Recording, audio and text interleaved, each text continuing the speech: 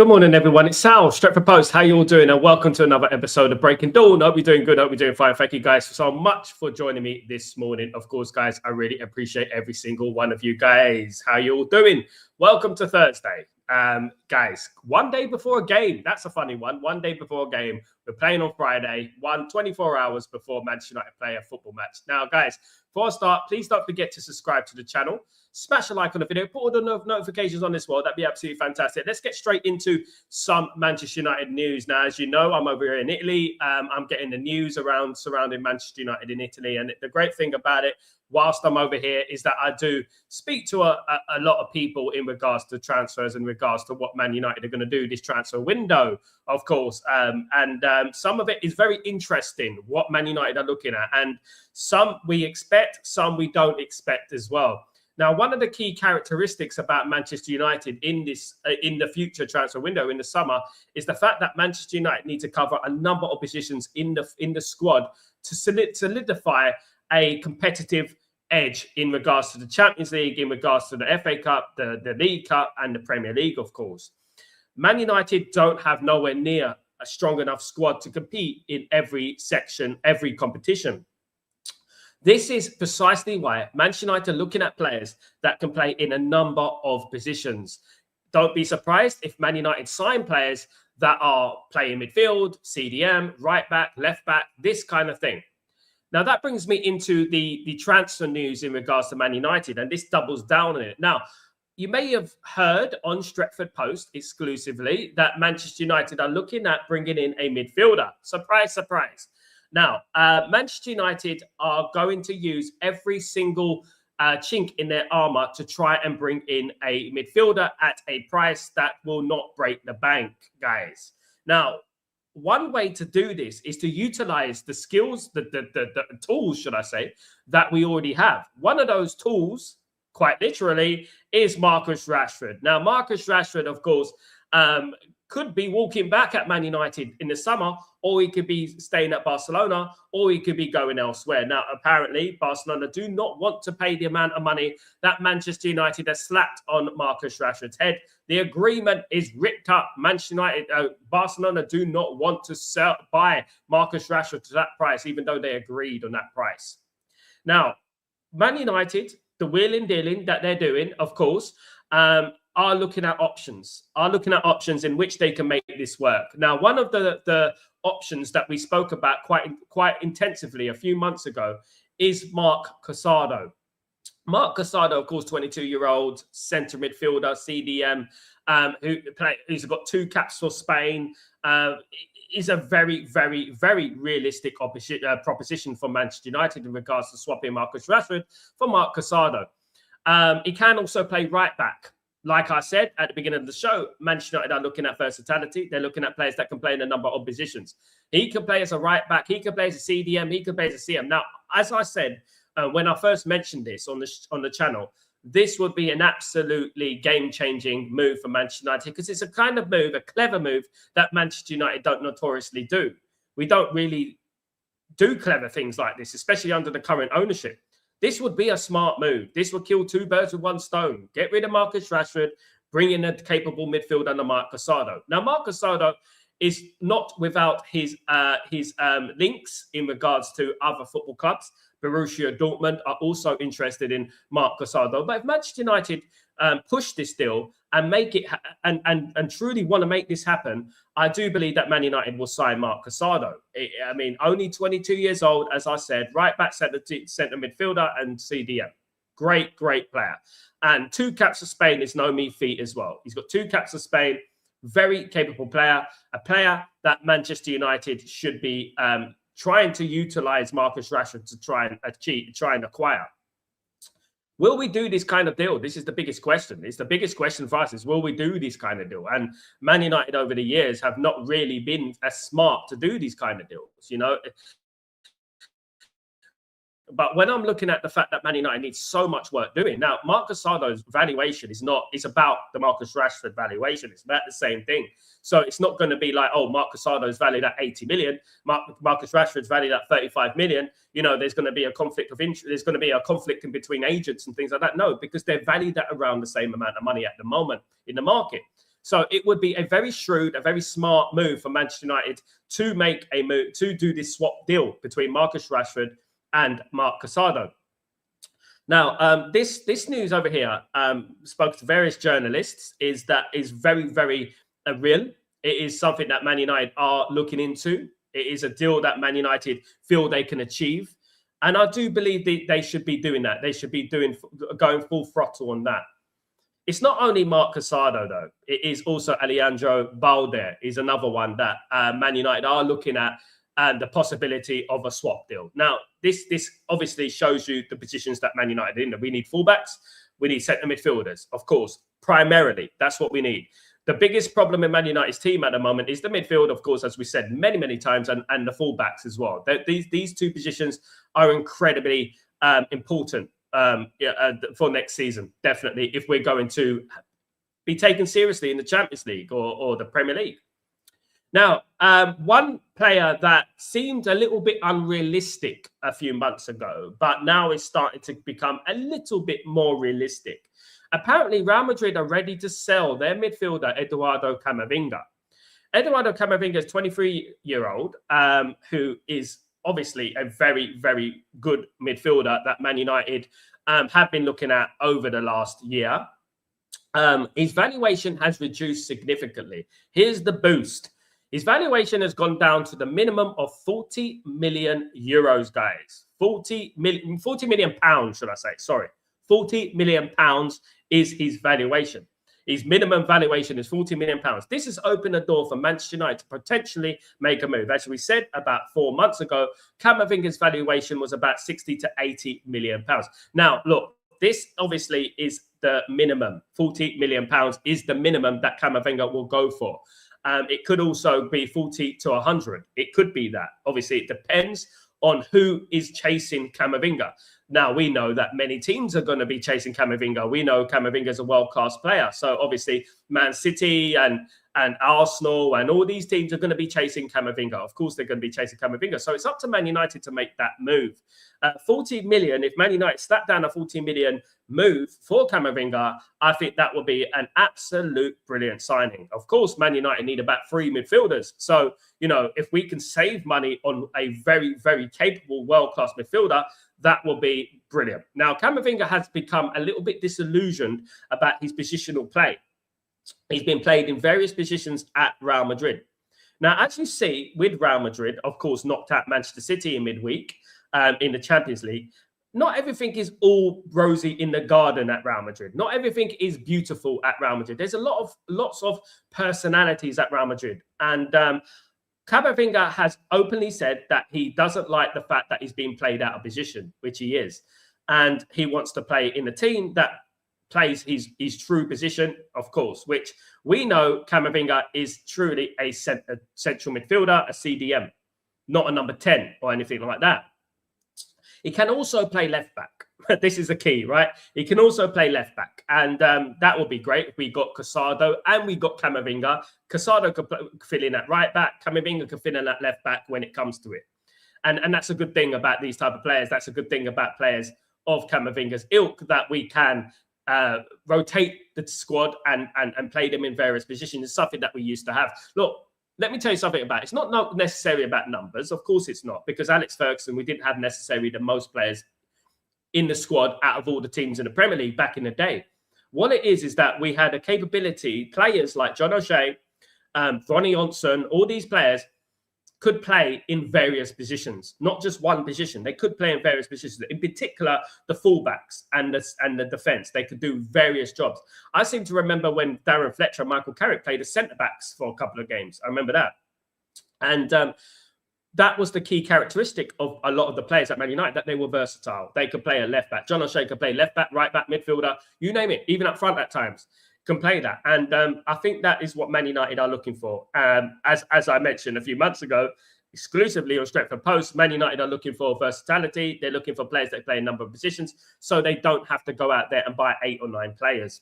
This is how it is, guys. So that is the only way around it. But if they're going to do that, if they're going to look at players that can play in a number of positions, these type of players are expensive. They are expensive because obviously Camavinga, we're talking about Camavinga, we're talking about Marc Casado here. And look, they're Marcus Aldo we can use with Marcus Rashford in the swap deal. Camavinga, I think 40 million valuation. We're not going to get him for 40 million. For me, I do believe there'll be a number of other clubs that are going to be interested in Eduardo Camavinga, the French international. I think that Man United will have to pay about 60 for Camavinga if we are lucky. I think it'll be about 60. And I think Camavinga will be a brilliant signing for Manchester United, absolutely. But again, as I said, it's not about names. It is about quality as well, and it is about bringing in the right player that's going to fit the squad, is going to fit the morale of the team as well. Look, when you look at Man United at the moment and you analyze Man United at the moment, what's one of the biggest positives that you see? The squad seems to like each other. There seems to be a lot of camaraderie, in regards to the squad. There seems to be a lot of smiles and happiness and celebrations between players and stuff like that. There doesn't seem to be any element of negativity going on. So this is also a very important point that Man United are looking for. They're looking at players that can come into the squad that can fit the personality and the morale of the squad as well. So we're trying to build a atmosphere that has been better than the atmosphere that has been for the last 10 years, which has been quite a negative attitude, if you ask me, players not getting on with each other. And thanks to Ruben Amorim, of course, he did get rid of the likes of Marcus Rashford and obviously Anthony and players of that ilk, Sancho, players of that ilk, to sort of edge out the toxicity within the squad. And this has worked wonders. This is one of the positives that I would say about Manchester United at the moment, that you can actually feel that these players like each other, which is good. I know it's not all about liking each other. I know. But obviously, it is about an atmosphere. It is about having the same goal, the same ambitions between each other.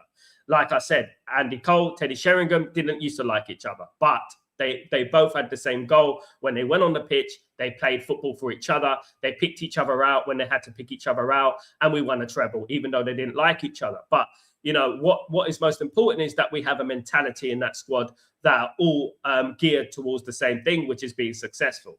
Eduardo Camavinga, I feel, would be a great addition to Manchester United. Only 23 years old still, stacks of experience as well. Various positions he can play: centre midfield, CDM, left back, valued at only 40 million, product of Stade Rennais. Guys, bring him in if you can. That's what I would say about that. Moving on, guys, to a player that we've mentioned quite a few times on this channel, especially recently, is the German international, Nathaniel Brown. Now, Nathaniel Brown is an interesting one, of course, Frankfurt player, valued about 35 million euros. The young lad has become one of the most sought-after fullbacks in Europe. Not only that, for left wing-back as well, he can play, and left midfield. He's become one of the most sought-after wing-backs in Europe, left-backs in Europe. Now, when we're looking at Nathaniel Brown, Manchester United are desperate to bring in a left back. Obviously, with the left backs that we currently have available, Luke Shaw, I don't think will be moving forward next season. I think Luke Shaw's had it. I think there's enough of Luke Shaw. I don't think Luke Shaw will be given another contract. I think Man United should cash in on Luke Shaw. And when we're looking at that left back position, the left wing back position, left midfield position, Man United do need numbers. And yes, we got Patrick Dorgu, who I believe will be a world-class player. Once he's come back, obviously he got injured at the wrong time. But there's no good thing about Nathaniel Patrick Dorgu being injured, but one of the educational aspects to it is that a lot of people have realized how good Patrick Dorgu actually is. And I did say this, that he is a very good player. And he reminds me a lot of Gareth Bale. When Gareth Bale was coming through the ranks of Southampton, Gareth Bale transferred from a left back to a left wing back to a left midfielder to an attacking player like Cristiano Ronaldo. And I think that is how players get developed. Even Cristiano Ronaldo, for example, when Cristiano Ronaldo was a winger, was a midfielder, and then ended up being a goal-scoring striker, attacker. So what I would say is that we've got Patrick Dorgu, so we can't stifle the development of Patrick Dorgu. I don't want to stifle the development of Patrick Dorgu, because I know that Patrick Dorgu is going to be a very good player. Nathaniel Brown would be great in Manchester United's team if we have a Patrick Dorgu and Nathaniel Brown. Rotation. Cunha, Nathaniel Brown, and Patrick Dorgu all along that left-hand side, I think will be a Champions League competitive side. It would be. But we can't rest on our laurels. We can't rest on our laurels because we do need the right side as well. And when we're looking at the right side of Manchester United at the moment, and we look at Patrick Dorgu, we look at Diego Dalot, who I don't think is good enough. And then we look at Mazraoui, who I think is a defensive fullback. If he can play that, I think he's more of a centre-back, but he can play a defensive fullback. He's not an attacking fullback. I think that Man United on the right-hand side needs fixing, especially in that right-back position. I really do think that. I think Man United shouldn't only look at left-backs. The problem that I'm hearing at the moment is that Man United are only looking at left-backs. We're not really looking at right-backs. I don't think that Diego Dalot is the player that is going to take Man United to the promised land, to a title challenge or a Champions League challenge or an FA Cup or a League Cup. I don't think that's going to happen. I think Man United, I'm not saying sell Dalot, I would, but I'm not saying sell him. He needs to go now. I like his personality. I think he's a fantastic guy. But I would say that Man United do need a better, more quality fullback who can get into dangerous areas, who can overlap, who can get that ball into the box. I would say that. This is precisely why Ruben Amorim played Ahmad as a right wing back, because basically the attacking intent from that right-hand side is not potent enough. Now, we've got, obviously, Mbeumo, Ahmad, in that right position there. So we're okay in regards to the attacking third. It's the fullback position and the overlapping runs and the ambition to go back and forth. The athleticism as well is very important as well, guys. The athleticism and having the fitness to run up and down. I don't think Dalot's got that. Dalot, one thing I would give him his credit and his dues is that Dalot is very, very persistent, very, very determined. He is a captain sort of material. He is. Because of his personality, but his talent doesn't match that. He's been called a kiss the badge merchant and all that business. I wouldn't go that far.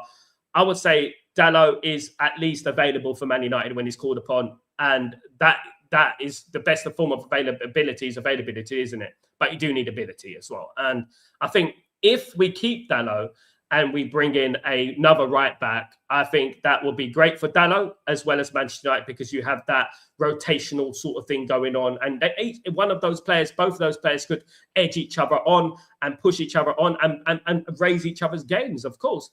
That's a big thing about football, squads, individual competitions, like in the squad. I remember Lee Sharp and Ryan Giggs. I remember Teddy Sheringham and Dwight York and Andy Cole and Ole Gunnar Solskjaer. You have to have that element of competition, raising each other's bar. It's exactly what Cristiano Ronaldo and Lionel Messi had for many, many years. They had this competition between each other, kind of. Indirectly, they would deny it until they're blue in the face. But they had this competition between each other that they will be battling with each other, trying to better each other. And they're still doing it to this very day, guys. And I think this is very important in the Man United squad. We need a squad. We need players that edge each other on, push each other. Even the goalkeeper situation. We can't let Senny Lamens get too comfortable. I would like to see Vitek coming in and Vitek, being on the bench and playing sometimes in the League Cup or the FA Cup. And you know what? Keeping each other on the toes, having that relationship between each other in the squad. And I think this is what Man United need. At the moment, we're very threadbare. We have one player in each position. And when one player gets injured, the whole team sort of declines, and this is obviously a problem, because most of these players know they're going to be playing next week. When I'm picking the lineup for Manchester United for the next game, there's not many changes that I can foresee. There's not, maybe one, maybe two. That's about it. And it's the same changes every single time. And I think this can be a problem. Man United need a squad, and Man United need to build up a squad that can compete in all competitions. When we're looking at the FA Cup, when we're looking at the League Cup, as much as people don't think these competitions are not serious, they are actually very serious, because in these competitions, you can play the fringe players. You can play players that are, need fitness, need game time. So, they play the FA Cup so they can be match fit. So when they're called upon in the Premier League, for example, they are fit and ready. They are fit and ready for the Premier League. And I would say that needs to happen, because it hasn't happened to Man United for the last few years, where we are able to drop some players and play a number of other players, and the quality won't drop significantly because those players we're bringing in are of a certain quality, So they got their work cut out for them, Ineos and the Glazers. Do I believe in them? I wouldn't put my mortgage on it. I wouldn't hold my breath. But they know what they need to do. But one of the main characteristics about Manchester United in this transfer window is the fact that Manchester United are looking at players that can play in a number of positions so that they won't have to sign so many players in different positions. It's not the worst thing in the world. It's not. However, I always preferred players that can play in certain positions, as specialists in that certain position. I'm not a big fan of players, even though you would need it in your squad, first team players that play right back, left back, centre midfield, attacking midfield, left midfield. I'm not a fan of that, because then you never know what their best position is. There's a difference between playing CDM and CM and CDM, CM, AM, LM, RM, if you know what I mean. You know, so what we need is players like a Patrick Dorgu who can play left back, left wing back, left midfield. So you know that Patrick Dorgu is all left. He's on that left. He's going to do a job on that left. Not left midfield, right midfield, attack midfield. Yeah, Dorgu could play right midfield, but we all know he's a left foot, a left. You know, so, you know, we have that sort of situation. It's a kind of like a Bellingham situation at Real Madrid. Not many people know what his best position is. I mean, is Bellingham a centre midfielder? Is he a CDM? Is he an AM sort of thing? And then you're like sort of caught in between two things, isn't it, at the end of the day, guys? So, yeah, look, sign players that can play in a couple of positions, not 10 positions, a couple of positions. And obviously that will help. Mark Casado, like, for example, can play CDM and CM and RB. So that's exactly what I'm talking about. It's like, we know that he's a CDM, a CM, effectively a CDM and a CM. That's what he is. Right back is probably the third option there. You know, at desperate times, we could play him at right back. But we know he's a central midfielder and a CDM. We know what he is. You know, there are players out there that have been playing for years. We still don't know their best positions, if you know what I mean. Guys, let me just say hello to the community. I hope everyone is doing well. Welcome to the stream, guys. Welcome to Stretford Post. I hope everyone is doing well. Welcome, guys. Big up Ephraim. Good morning. Hope you're doing well. Good to see you. Good morning, Sanjay. Hope you're doing well. It's good to see you as well. Max, good morning. Champions League prediction. Big up yourself. Hope you're doing well, Max. My Champions League prediction is an Arsenal PSG final, if it can happen. That's my prediction, and PSG will win it. I think PSG will win it again. Don't be surprised if Real Madrid come out of nowhere, though. Real Madrid have hit a hot vein of form. I do say, however, that I've been very, very disappointed with the English clubs, apart from Liverpool and apart from Arsenal, in the Champions League. I think that if you're going to go into the Champions League and make up those spots in the Champions League, please be sure not to embarrass yourselves. I think Tottenham redeemed a little bit of pride yesterday. They beat, obviously, Atletico Madrid yesterday 3-2, but the damage was already done in the first leg. I think it's very important that when these teams want to go into the Champions League, they're prepared to go into the Champions League. And I'm not saying that Man United are prepared for the Champions League, but what have I been banging on about for the last few weeks? Man United need a squad. Man United need a squad. We need a squad because we need to compete in the Champions League. I don't believe going into the Champions League to make up the numbers. I think Newcastle United have wasted everyone's time. I think Tottenham Hotspur have wasted everyone's time. And I think these teams right there who have no real European Champions League legacy, they need to just step aside, right, and let the big boys get into the Champions League. Because at the end of the day, they're just getting in there for money, right? Man United go into the Champions League. When Man United go into the Champions League, we're always disappointed if we don't reach the quarterfinals or the semi-finals. And that's how it should be with Manchester United. I'm tired of these clubs going into the Champions League, in particular Newcastle United, who absolutely embarrassed themselves yesterday, barcoded out of the supermarket, absolutely embarrassed themselves yesterday. Man United have never been slapped up in Europe. I said it before. Yes, we may have the odd disappointing result. Yes, we may get knocked out of the Champions League disappointingly, but Man United will never get slapped up by 7 and 8, guys. 7 and 8. For goodness sake, absolutely embarrassing. In particular, in the last 16, in the quarterfinals, right? It's embarrassing. Man United, back in the late 80s, early 90s, put English football back on the map when English football was in the mud at that time. Margaret Thatcher, who was the Prime Minister of England at that time, was looking to ban football at that time. It was Manchester United who rebuilt the English football and obviously ultimately the Premier League, when it was the old Division 1, then the Premier League. And we obviously put English football back on the map with great football and respect in Europe as well, guys. Now, lo and behold, we've done all that just for teams like Newcastle, who traditionally are not a successful European side, to go out there and get slapped up, and Tottenham to get slapped up. You know, absolutely embarrassing. And to an extent, Man City got slapped up as well. Now, guys, I want to ask you guys the question this, right? I want to ask this question. Pep Guardiola, 10 years tenure at Man City. Pep Guardiola's 10-year tenure at Man City. 1 Champions League. Now, the amount of money, the endless pocket that he's had, would you deem him successful in a Euro? You know, would you think that's good enough? Yeah, he's done well in the Premier League, in an era that the Premier League has been crap, by the way. Right? It's been the worst era in Premier League history. I would say that, right? Not saying that I'm biased. It has been the worst era in Premier League history. People can sugarcoat it and paint it because they love Pep Guardiola. But the league, look, at the end of the day, put away the 115 charges as well for Ole Gunnar Solskjaer to come second. I mean, it just tells you where everything is. Do you know what I mean? At the end of the day, even Man United this season, Man United being third, one of the worst Man United sides in history, it just goes to show you how poor the league is. Has Pep Guardiola been successful in Europe? Like from Man City, has he done enough? Has it been good enough? I've looked at Man City's 10 years, right? They had that win against Inter Milan in the final. Fair play. They won the Champions League. They won the treble. Fantastic. But other than that, they've been an absolute embarrassment in Europe. I'll be honest. Man City, in particular knockout stages, have been embarrassing. They've been embarrassing.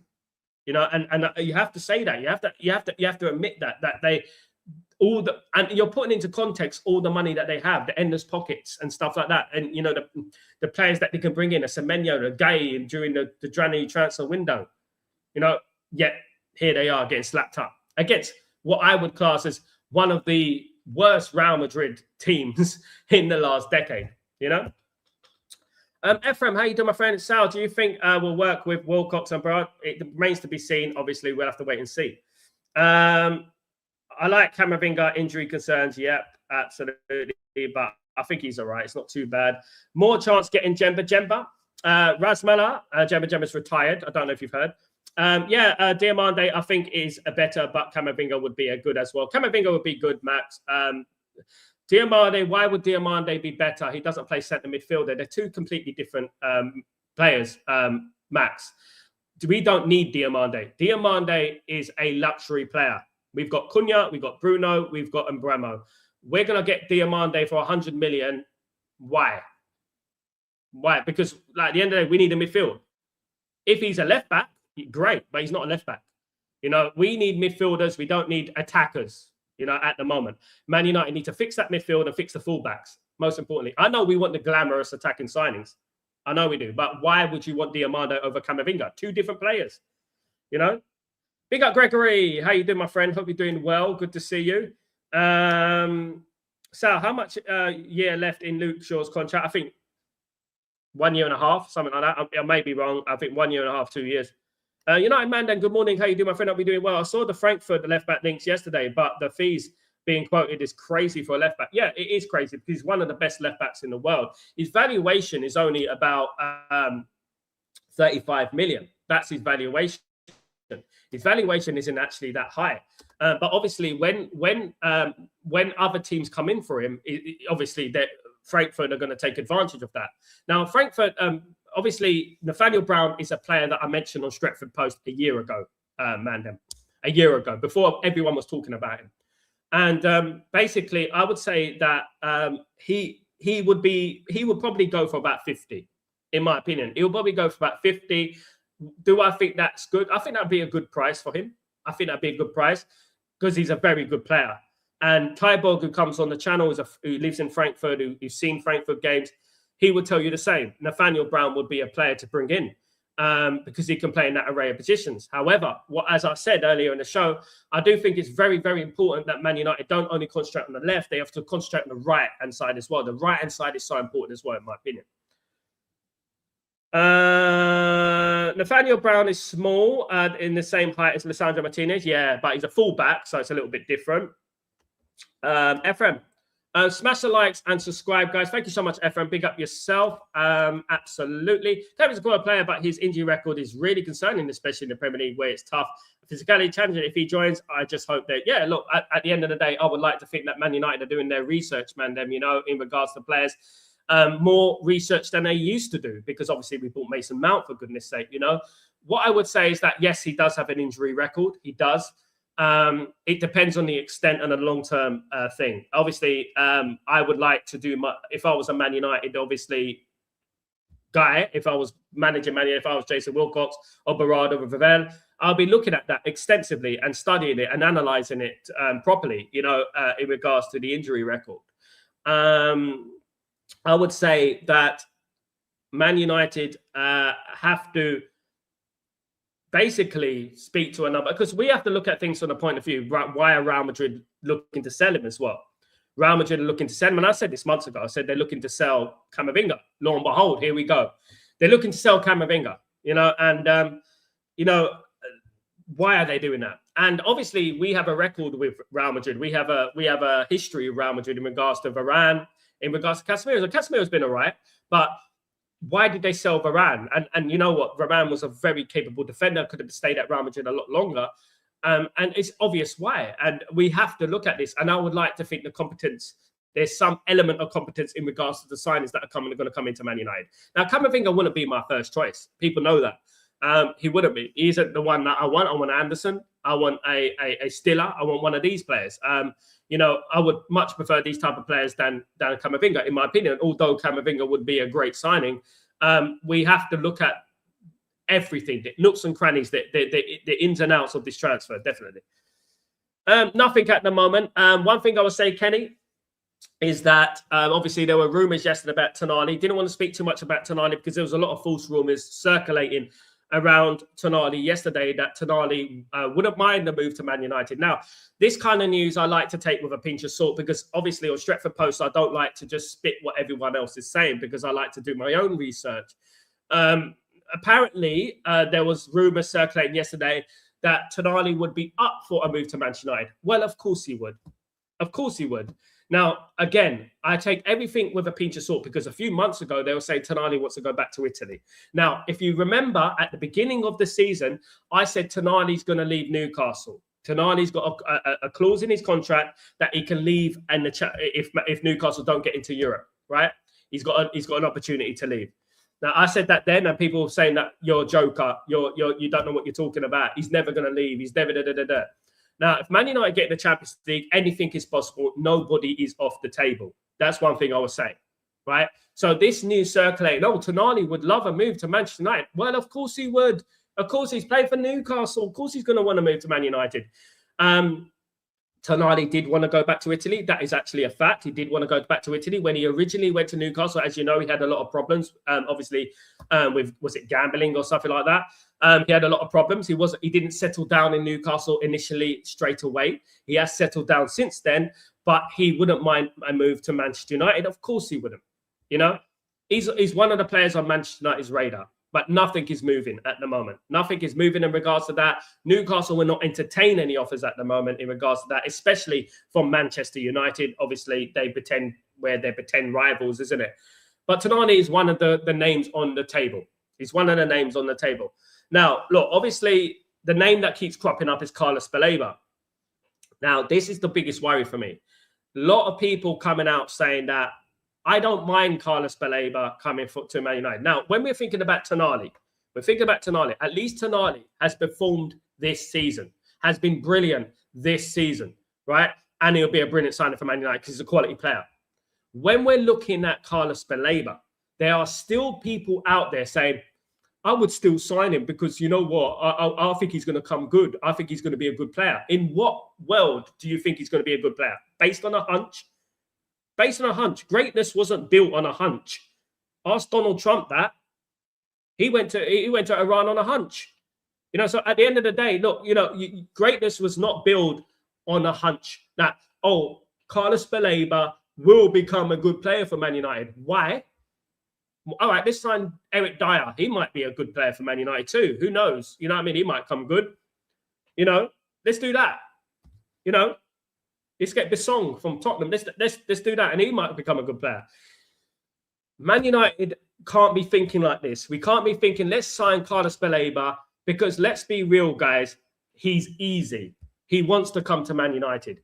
So do many players I'm sure Aidan Hackney wants to come to Man United. I'm sure there's many players in Europe who would love to come to Manchester United. Keith Schmidt would love to come to Man United. Oya Boyoldi would love to come to Man United. Said El Mala would love to come to Man United. Man United need to be smart. They don't, just because they've done their groundwork in regards to Baleba, which they have at the end of October, they basically got an agreement in place. An agreement since October has been in place between Manchester United and Baleba, but it's based on context.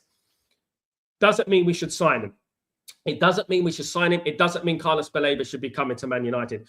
We, as a Man United fan base, have to be very ruthless as well, right? We can't just be saying, because we rated Carlos Baleba last season, which I did, right, start saying that we're going to sign Carlos. We should still sign Carlos, but I don't care. We should sign him anyway. I don't care. If you cannot see the weaknesses in Carlos Baleba, if you cannot see the mentality problem, the professionalism problem in Carlos Baleba, then football is not for you, or judging transfers is not for you, definitely. Because I have my favorite players. I've rated players in the past that have let me down. Garnacho's one of them. Let me down. Ugarte's another one. He's letting me down. You know, and, you know, we have to, this is the thing. We have to look at the red flags before the red flags occur, before the red flag is there and we're waving a white flag with the player, if you know what I mean, you know? Kofi, good morning. Hi, Sal, good to see you. What do you think of Chema Andres at Porto, at Frankfurt, Stuttgart? He's like Rodri, Basket. Yeah, I believe he'll be a shrewd add-on. Yes, a great player. Kofi, what I would say about all these type of players, right, in the Bundesliga and stuff like that, each one of these players have an element of talent that we can look at. We also have to look at the Bundesliga. We also have to look at, obviously I do, but we have to look at players for an extensive period of time. For example, I've been watching Said Omala for an extensive period of time, Diomande for an extensive period of time as well, Oya Boyoldi for an extensive period of time. You have to look at them and see how their performances are. Just because they're good at Frankfurt doesn't mean that, or Stuttgart or Cologne or whatever, doesn't mean they're going to be good at Manchester United. What I would say is that he's a very talented player, of course. And the Bundesliga is on the upcome. I do think the Bundesliga is doing well, of course. But I would like to think that Ineos have their ear to the ground. Players like you mentioned have not been linked to Man United at the moment. And obviously on Stretford Post, once they are linked to Man United, I'll bring it into the show. That's not to say they won't be linked to Man United. Of course, they might next week, you know, they might watch the show and say, oh, Kofi said this name. Let's have a look at him. Do you know what I mean? They might do that. You know, you never know.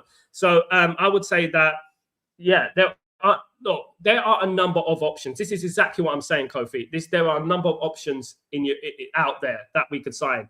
We shouldn't just limit ourselves to one player and say, well, you know what, Carlos Baleba, you know, we want him like he's the only player in the world. You know, I'm a little bit disappointed that we're not scouting more effectively in South America as well. You know, I mean, guys, how many times have we spoken about South American players? How many that we don't scout enough? You know, of course, we've got Roscoe coming next season. He's not going to go straight into the first team. He'd probably go on loan if you ask me. It'd probably be on the Sekou Kone thing. You know, at the end of the day. Sal, thoughts on Diomande? I have never watched him play, but I always see people glazing him. Also, the fee being quoted is too high that even Bayern pulled out. Yeah, look, United Mandem, absolutely. You said it there, right? You have to see the red flags here. You have to call the red flags. Why ain't Bayern? Bayern are notoriously known for, you know, cherry picking the best talent in the Bundesliga, right? So Bayern are the team that cherry pick the best players in the Bundesliga. That's what Bayern do. Why, if they don't go after a player, right? If they're looking at a player, right? For example, Bayern are looking at Said Omala, and they're very interested in Said Omala, right? So when they look at Diomande, yes, Diomande is a very talented player. He's got the ability. Absolutely fantastic player. 100 million player? No. And that exactly that. Smart teams will say no. Smart teams will say no. Especially Manchester United in this period, Man United, of course, we would love to sign Diomande. yeah, if we sign 3 midfielders, 2 fullbacks as well, that would be great. We get Diomande as the cherry on the cake. Man United need to concentrate on what's most important. That's not saying that Diomande isn't a talented player, but he's certainly not a 100 million player. So where are we going with this?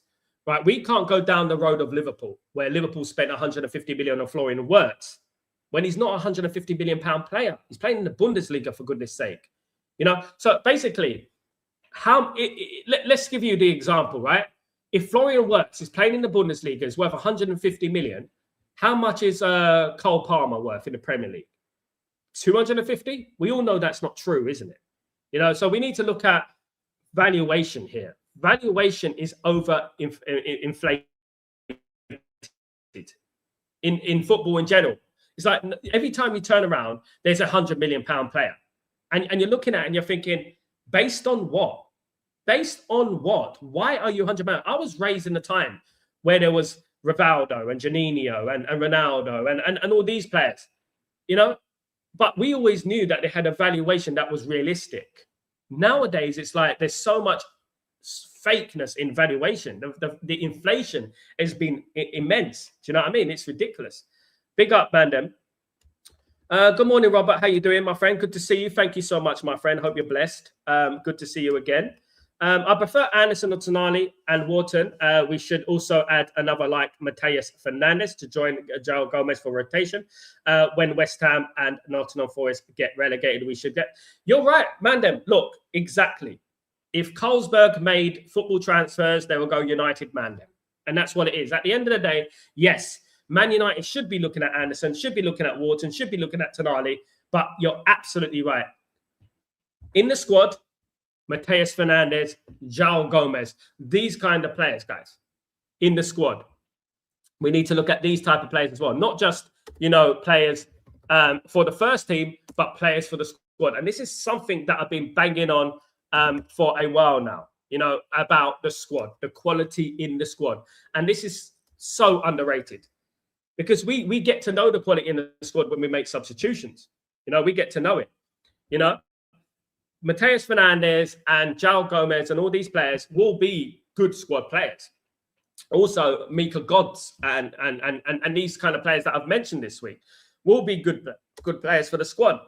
There are a couple of players that Man United have been linked to in regards to Wolverhampton Wanderers.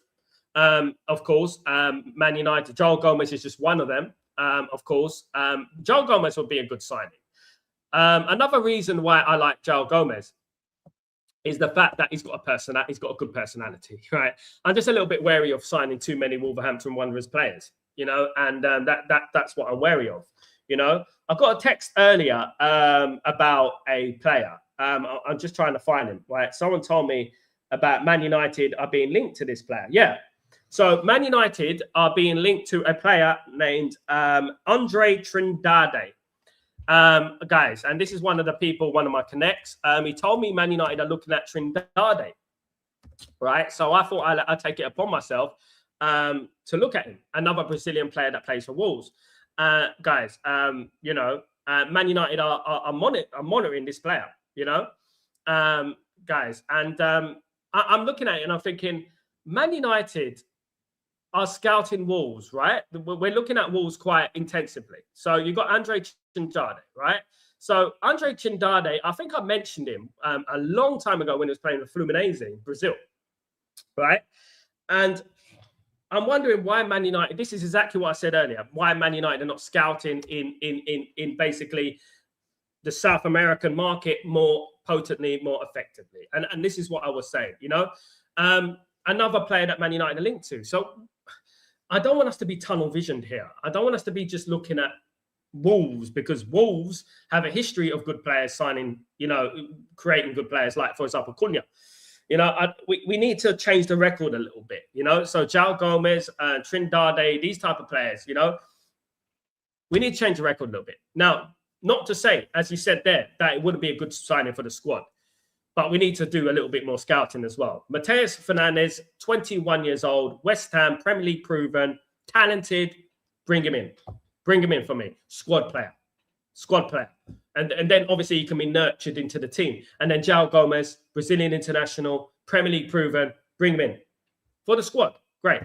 We can't be looking at every single player. For example, Trindade and this and that and this and that, and, you know, and then bringing loads of Wolves players, loads of Bournemouth players and things like that. Do you know what I mean? I think we're linked to about 6 Bournemouth players. And this is what I've got Alex Scott, you know, you got Tyler Adams, you got these, you know, and it's crazy, isn't it? We had Rayan as well we were linked to. Marky Mark, how you doing? Good morning, the legend. How you doing, my friend? Hope you're doing well. Good to see you, community. How are you, my friend? Good to see you, mate. Glazers out, Ineos out all day long. Glazers out, Ineos out. Keep the energy. Big up, Marky Mark. Absolutely. Good morning, Sal. Good morning, Paul. How you doing, my friend? Hope you're doing well. It's good to see you on this Thursday morning, of course. Nearly Friday, of course.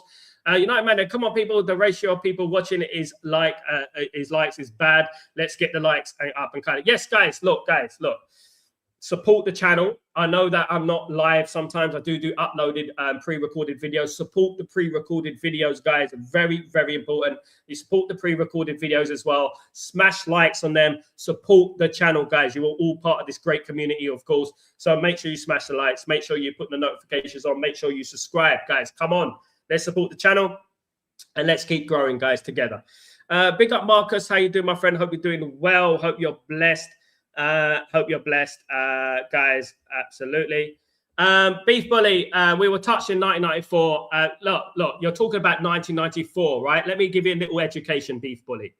In 1994, teams couldn't play the full amount of players. They had to play a certain quota of homegrown players. We could not play our first team. And you're talking about 1994, 4-0 against Barcelona. Who was in goal? Not Peter Schmeichel. Gary Walsh was in goal. We had to play a bunch of young players in that game. There's a big difference between that and then. And that was a very young team. And that was in 1994. Man United, from then, built the Premier League up, right, in regards to that. We have not been slapped, you know? When was we slapped 7-2, mate? You know, when was we slapped 7? We lose 3-0. Sometimes we lose 4-0. Sometimes we don't, mate.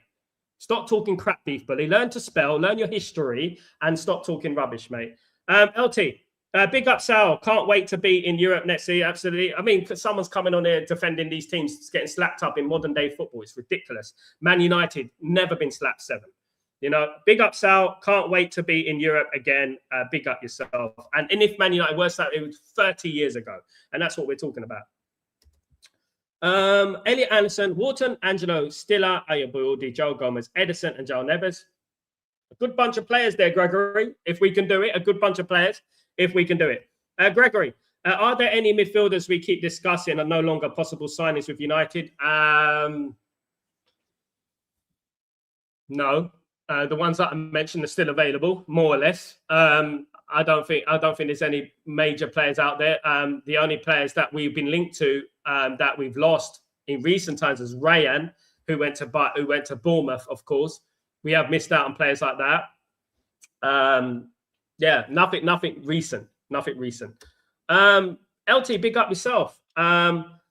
Big up, Sal. I can't wait to be in Europe again because I'm tired of these Monday night. I mean, guys, I'm tired of mediocrity football in Europe. I'm tired of watching these teams get slapped up. You know what I mean? I'm tired of watching English teams get slapped up. You know what I mean? I'm tired of it. You know, losing 3-0 to AC Milan, that included Kaká, Pirlo, you know, and Dida in goal. You know, is a lot different to losing to this Barcelona by 7 or that Atletico Madrid by 5. Or that Real Madrid by 4, you know, is a big difference. You know what I mean? People are stupid to understand. LT, Newcastle should be a lesson to Ineos that we need a squad of quality players to maintain. Playing in multiple competitions, we are not consistent in qualifying for Europe because we never have a proper. It's true. Newcastle. It should be look. Newcastle were never ready to play in Europe. Newcastle are not ready to play in Europe, right? They have never been ready. This last year, 2 years to play in Europe. We know that as well as I do. Newcastle not ready. They're not got the quality. They shouldn't be in Europe. Man United are actually in a better position to play in Europe than Newcastle. This is a fact. Look where we are in the league. You know, Man United are better. You know, yet last season was a bit of a myth. Carlos Baleba, we should walk away. I agree, Kevin. I agree, Sal. If he affected the transfer at Manchester United, it is a red flag. We need players who are performing. Absolutely, Ephraim, absolutely. Tomorrow is another opportunity for us to close in on City and pull away from Villa. Absolutely, Liverpool and Chelsea. We should be looking ahead of us rather than behind. Thank you, LT. Exactly my words. Thank you so much, my friend. Absolutely. Gregory, 2 decent seasons at Brighton. 1, mate, does not result to a quality career. This season is one Baleba will want to forget, not where United should be rolling the dice while attempting to minimise risk. This is what it's all about, isn't it, Gregory? Minimise risk. That Man United need to get into a position where we're minimising risk. We're not in the Alex Ferguson days. We are in a very crucial period in Man United's history. We can't just sign Carlos Baleba based on a hunch. That's not how we do. That's not how great football teams are going to. If we want to be successful, guys, we can't waste that 80, 70 million on Carlos Baleba. It would be, I'm not saying it's going to be a waste, but it would be a huge risk. And then if it goes wrong, everyone, including myself, are going to go, well, we did say it, didn't we? We did say it, didn't we? You know what I mean? Sanjit, thank you so much for your super chat. Thank you so much. You're absolute legend. Really appreciate you, my friend. Our scouting is a joke, Sal. We do not scout. We just go for the players all other teams want. If you get a chance, you will get gems. I agree with Sanjay. I don't think our scouting department has been as shrewd, as effective as it can be. Now, that's not to say that they're not aware of players. They are. The problem with Manchester United is that they're very, how would you say it? Reluctant to take that chance. If you know what I mean, like Ryan or Bournemouth, for example. Man United were aware of Ryan, the striker at Bournemouth, but they were reluctant to pay the 20 million to get Ryan out of Brazil and into the Premier League. Oh, it's not going to work. Teams like Wolves are quite happy to bring in João Gomez, are quite happy to bring in Trindade, quite happy to bring in Cunha, quite happy to bring in all these kind of players and play them, right? Obviously, because it's a sort of nothing to lose sort of thing. Well, he's a talented player, plays in Brazil, he's got an international catch, should be a good player. Man United are reluctant. And as I've always said in life, he or she who dares wins. You know, and we need to take that opportunity. We need to take that chance, of course. Absolutely. Kevin, is there any truth Mika goes out? Yes, Man United are aware Mika goes. Yes, mentioned him last week, mate. There is truth.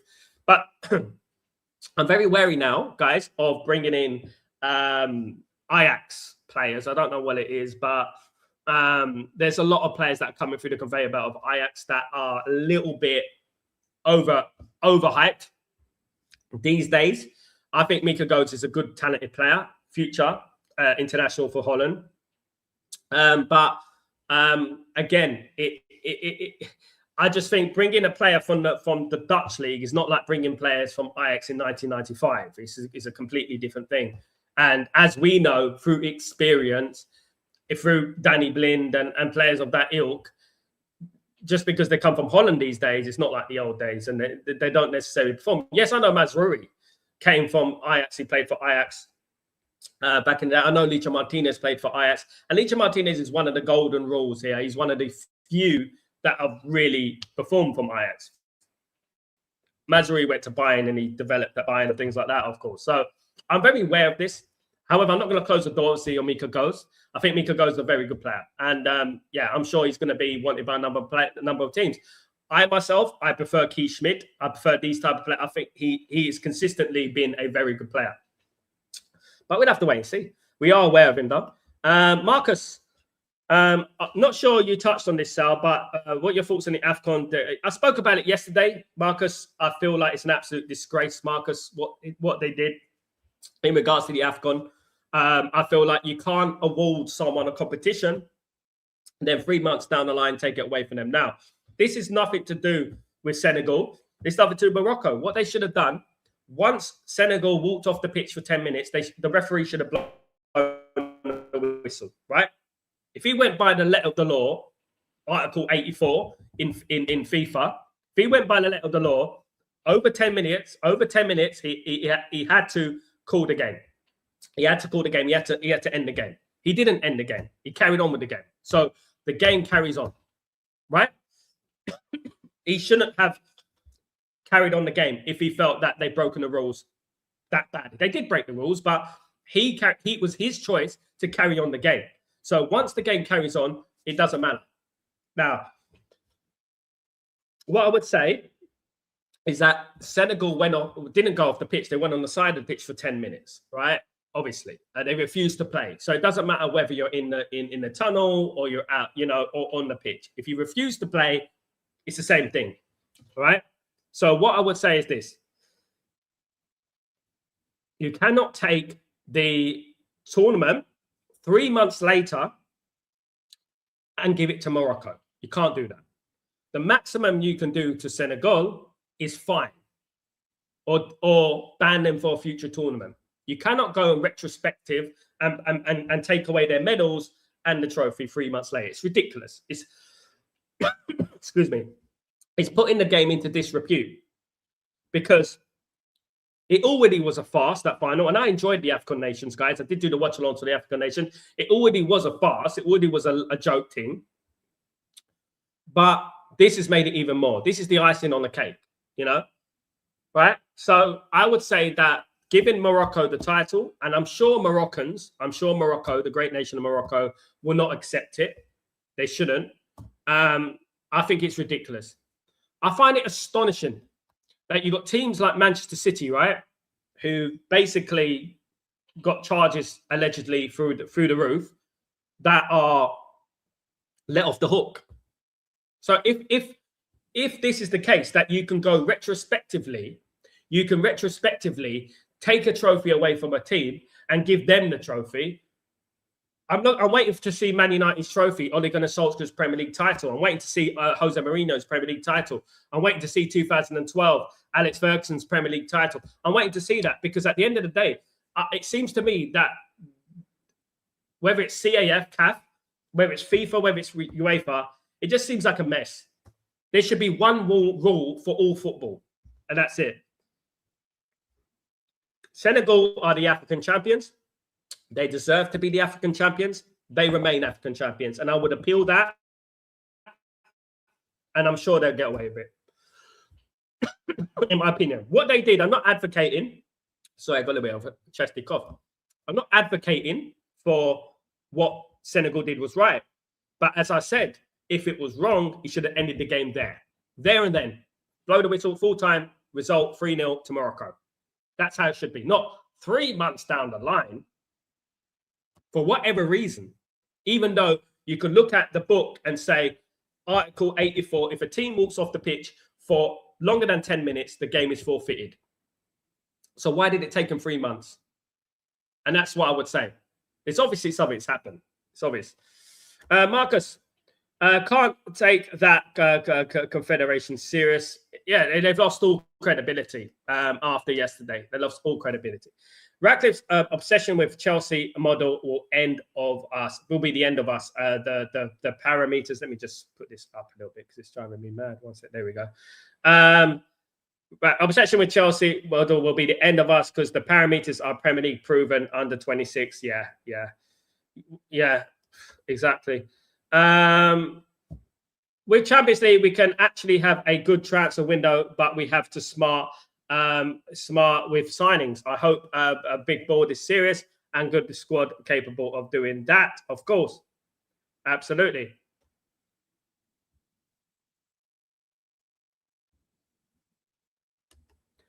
Man United can lose 4-0. Let's not lose an 8 and 7 against very weak teams, because that's what it's happened, isn't it? That Barcelona is the weakest team in history. We're talking about elite teams here. Beef Bully. Beef, don't argue with me, mate, because I've actually been a fan for 40 years, mate. You know, so I would say that I can twist and turn every single thing.